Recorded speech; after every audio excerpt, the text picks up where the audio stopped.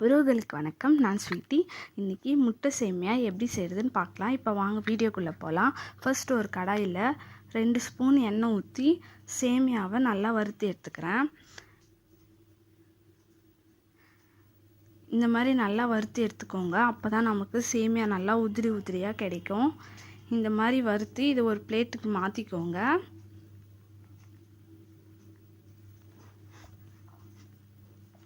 இப்போ அதே கடாயில் 2 ஸ்பூன் எண்ணெய் ஊற்றி 3 முட்டை ஊற்றி கொஞ்சமாக உப்பு கொஞ்சமாக மிளகுத்தூள் போட்டு இதையும் நல்லா ஃப்ரை பண்ணி எடுத்துக்கிறேன்.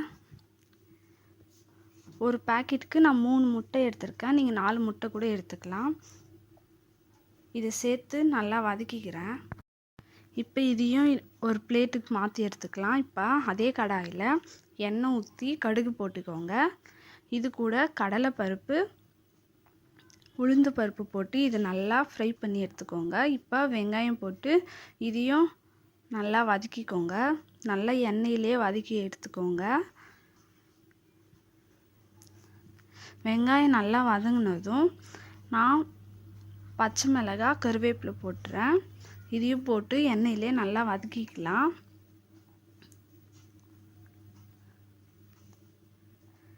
இப்போ 2 தக்காளி கட் பண்ணி வச்சுருக்கேன்.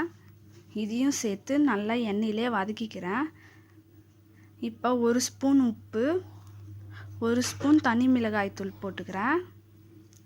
உங்களுக்கு காரத்துக்கு ஏற்ற மாதிரி நீங்களும் சேர்த்துக்கோங்க. இதை நல்லா எண்ணெயிலே வதக்கிக்கோங்க. இப்போ இந்த கிளாஸில் நான் 2 கிளாஸ் அளவுக்கு தண்ணி ஊற்றிக்கிறேன். ஒரு பேக்கெட் சேமியாவுக்கு. இப்போ க்ளோஸ் பண்ணி விட்டுக்கோங்க. தண்ணி நல்லா கொதிச்சதுக்கப்புறமா இப்போ உப்பு இருக்கான்னு டேஸ்ட் பார்த்துக்கோங்க. எனக்கு கரெக்டாக இருக்குது. உப்பு இல்லைனா போட்டுக்கோங்க.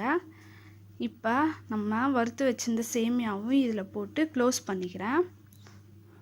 10 மினிட்ஸ்க்கு அப்புறம் ஓப்பன் பண்ணி பார்த்தா இந்த மாதிரி இருக்கும். இப்போ கொஞ்சமாக தண்ணி இருக்குது. இப்போ க்ளோஸ் பண்ணிவிட்டு 5 மினிட்ஸில் ஓப்பன் பண்ணி பார்த்தா நல்லா தண்ணியெல்லாம் இல்லாமல் நல்லா வதங்கியிருக்கும். இப்போ நம்ம வறுத்து வச்ச முட்டையும் இதில் சேர்த்து இதை நல்லா மிக்ஸ் பண்ணிக்கோங்க. அவ்வளோதான். நல்லதை செய், நல்லதை நினை, நல்லதே நடக்கும்.